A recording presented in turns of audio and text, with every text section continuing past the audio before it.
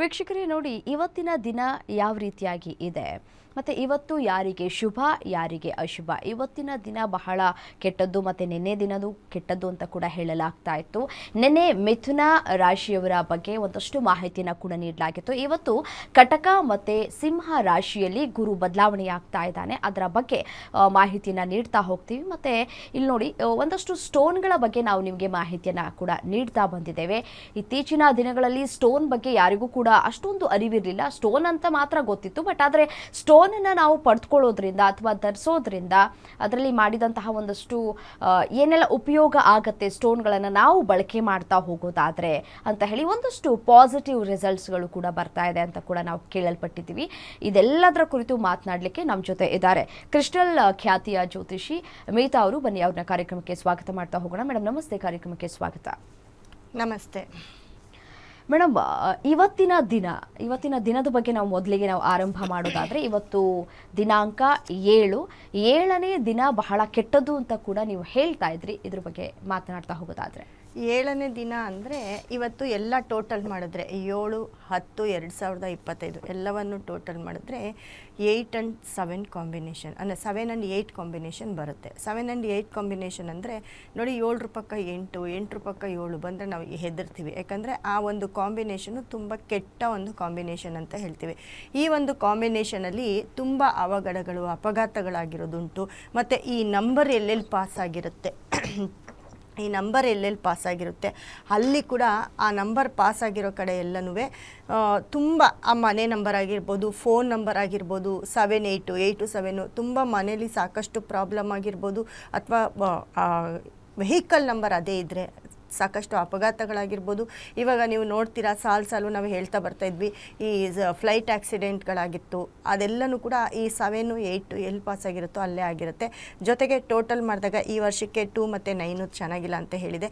So ಅದೇ number ಕೂಡ ಅಲ್ಲಿ ಬರ್ತಾಯಿತ್ತು. ಹಾಗಾಗಿ ಇವತ್ತಿನ ದಿನ ತುಂಬ ಏನಾದರೂ ಒಂದು ನಡಿಬೋದು. ಅದೇ ರೀತಿ ಯಾರೆಲ್ಲ ಈ ಒಂದು 7ನೇ ತಾರೀಕಲ್ಲಿ ಹುಟ್ಟಿರ್ತೀರ, ಅಕಸ್ಮಾತ್ ನಿಮ್ಮ ಡೇಟನ್ನು ಕೌಂಟ್ ಮಾಡಿದಾಗ, ಫುಲ್ ಟೋಟಲ್ ಮಾಡಿದಾಗ 7 and 8 ಕಾಂಬಿನೇಷನ್ ಯಾರಿಗೆಲ್ಲ ಬರುತ್ತೆ ಅವರೆಲ್ಲ ಸ್ವಲ್ಪ ಕೇರ್ಫುಲ್ಲಾಗಿರಿ. ಜೊತೆಗೆ ನೋಡಿ, ಮೀನರಾಶಿ ತುಂಬ ಟೈಮ್ ಕೆಟ್ಟಿದೆ ಅಂತ ಹೇಳ್ತಿದೆ. ಇದು ನಾಳೆ ಕೂಡ ಕಂಟಿನ್ಯೂ ಆಗುತ್ತೆ. ಇವತ್ತು ಕೂಡ ಮೀನರಾಶಿನೇ ಇರೋದ್ರಿಂದ ಎಲ್ಲರೂ ಮೀನರಾಶಿ ಯಾರ್ಯಾರೆಲ್ಲ ಇದ್ದೀರಾ ಅವರು ಕೂಡ ತುಂಬ ಕೇರ್ಫುಲ್ಲಾಗಿರಿ. ಇವತ್ತು ಕೂಡ ಏನಾದರೂ ಮಿರಾಕಲ್ಸು ನಡಿಬೋದು. ಯಾಕಂದರೆ ಕೆಟ್ಟ ದಿನಗಳಲ್ಲಿ ಯಾವುದಾದ್ರೂ ಒಂದು, ಯಾಕಂದರೆ ಸೂರ್ಯ ಮತ್ತು ಶನಿ ಒಂದಾದಾಗ ಏನಾದರೂ ಒಂದು ಅವಘಡಗಳು ನಡೀತವೆ ಅಂತ ಹೇಳ್ತಾ ಬಂದೆ. ಮತ್ತು ಗುರು ಬದಲಾವಣೆಯಿಂದ ಕಟಕ ರಾಶಿ, ಮೊನ್ನೆ ಮಿಥುನ ರಾಶಿಯವ್ರಿಗೆ ಹೇಳ್ತಾ ಬಂದಿದೆ. ಅದರಲ್ಲೂ ಇವಾಗ ಕಟಕ ರಾಶಿಯವ್ರಿಗೆ ಅಂತ ಅಂದಾಗ ನೋಡಿ, ಗುರು ಬದಲಾವಣೆಯಿಂದ ಕಟಕ ರಾಶಿಯಲ್ಲಿ ಗುರು ಮಿಥುನ ರಾಶಿಯಿಂದ ಕಟಕ ರಾಶಿಗೆ ಬರೋದ್ರಿಂದ ಕಟಕ ರಾಶಿಯವ್ರಿಗೆ ಈ 1-1.5 ತಿಂಗಳು ಸಾಕಷ್ಟು ಬದಲಾವಣೆಗಳಾಗ್ತಾ ಹೋಗುತ್ತೆ. ಕಟಕ ರಾಶಿಯವರ ಒಂದು ಜೀವನದಲ್ಲಿ ಬದಲಾವಣೆ ಆಗುತ್ತೆ.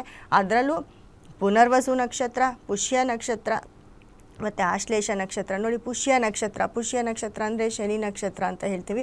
ಅದರಲ್ಲಿ 1, 2, 3, 4 ಪಾದಗಳು ಕಟಕ ರಾಶಿಯಲ್ಲಿರೋದ್ರಿಂದ ನಿಮ್ಮ ಪುಷ್ಯ ನಕ್ಷತ್ರದವ್ರಿಗೆ ನಿಮ್ಮ ಕೆಲಸ ಏನಾದರೂ ಪೆಂಡಿಂಗ್ ಆಗಿದ್ದರೆ ಖಂಡಿತ ನಿಮ್ಮ ಕೆಲಸ ಕಾರ್ಯಗಳಾಗುತ್ತೆ, ನಿಮ್ಮ ಮನೆಯಲ್ಲಿ ಶುಭ ಕಾರ್ಯಗಳಾಗುತ್ತೆ ಅಂತ ಹೇಳುತ್ತೆ. ಗುರು ಬದಲಾವಣೆಯಿಂದ ನಿಮ್ಮ ಎಲ್ಲ ಅರ್ಧಕ್ಕೆ ನಿಂತಿರೋ ಅಂತಹ ಕೆಲಸಗಳು, ನಿಮ್ಮ ಮನೆಯಲ್ಲಿ ಪೆಂಡಿಂಗ್ ಕೆಲಸ ಮತ್ತು ನಿಮ್ಮ ಒಂದು ಅಮೌಂಟ್ ಏನು ಸ್ಟ್ರಕ್ ಆಗಿರುತ್ತೆ ಅಥವಾ ನಿಮ್ಮ ಲಾಸ್ ಏನು ತೋರಿಸ್ತಾ ಇತ್ತು. ಯಾಕಂದರೆ ಗುರು ಕಟಕ ರಾಶಿಗೆ 12ನೇ ಮನೆಯಲ್ಲಿದ್ದು ಇಷ್ಟು ದಿನ ನಿಮಗೆ ಪಡಬಾರ್ದ ನೋವನ್ನು ಪಟ್ಟಿದ್ದೀರಾ ಕಟಕ ರಾಶಿಯವರು. ಏನೇ ಒಂದು ಕೆಲಸ ಮಾಡೋಕ್ಕೋದ್ರೂ ಅಡೆತಡೆ ಆಗ್ತಾಯಿತ್ತು, ಅರ್ಧಂಬರ್ಧ ಕೆಲಸ ಆಗ್ತಿತ್ತು. ಆದರೆ ಈ ಒಂದು ಗುರು ಬದಲಾವಣೆಯಿಂದ ತುಂಬ ಚೆನ್ನಾಗಾಗುವಂಥ ಒಂದು ರಾಶಿ ಮೊದಲಿಗೆ ಕಟಕ ರಾಶಿ ಆಗುತ್ತೆ. ಸೊ ಕಟಕ ರಾಶಿ ಅಂತ ಬಂದಾಗ ನೋಡಿ, ನಿಮಗೆ ಗುರು ನಿಮ್ಮ ರಾಶಿಗೆ ಬರೋದು. ಮತ್ತು ಸಿಂಹ ರಾಶಿಯಲ್ಲಿ ಕೇತು ಇದೆ. ಸಿಂಹ ರಾಶಿಯಲ್ಲಿ ಕೇತು ಇರೋದ್ರಿಂದ ಎಲ್ಲೋ ಒಂದು ಕಡೆ ಅಲ್ಲಿ ಸ್ವಲ್ಪ ಕುಟುಂಬದ ವಿಚಾರದಲ್ಲಿ ಸಮಸ್ಯೆಯನ್ನು ನೋಡ್ತಾ ಇರ್ತೀರ.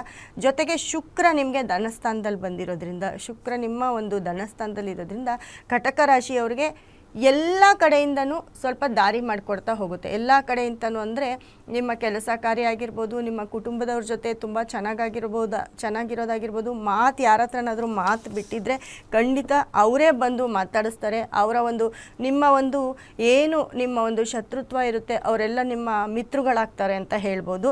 ಜೊತೆಗೆ ನೋಡಿ, ನಿಮಗೆ ಕನ್ಯಾ ರಾಶಿಯಲ್ಲಿ ಸೂರ್ಯ ಇರೋದ್ರಿಂದ, ಕನ್ಯಾ ರಾಶಿಯಲ್ಲಿ ಸೂರ್ಯ ಬಂದಿರೋದ್ರಿಂದ ಕಟಕ ರಾಶಿಯವರಿಗೆ ನಿಮ್ಮ ಹೊಡ ಹುಟ್ಟಿದವರು ಯಾರಾದರೂ ನಿಮ್ಮ ಮೇಲೆ ಮುನ್ಸ್ಕೊಂಡಿದ್ರೆ ಅಥವಾ ನಿಮ್ಮ ಸಂಬಂಧದಲ್ಲಿ ಏನಾದರೂ ಬಿರುಕುಂಟಾಗಿದ್ರೆ ಖಂಡಿತ ಈ ಒಂದು ತಿಂಗಳಲ್ಲಿ ತುಂಬ ಸುಧಾರಿಸ್ಕೊಳ್ತೀರಾ, ತುಂಬ ಚೆನ್ನಾಗಾಗ್ತೀರಾ ಅಂತ ಹೇಳುತ್ತೆ.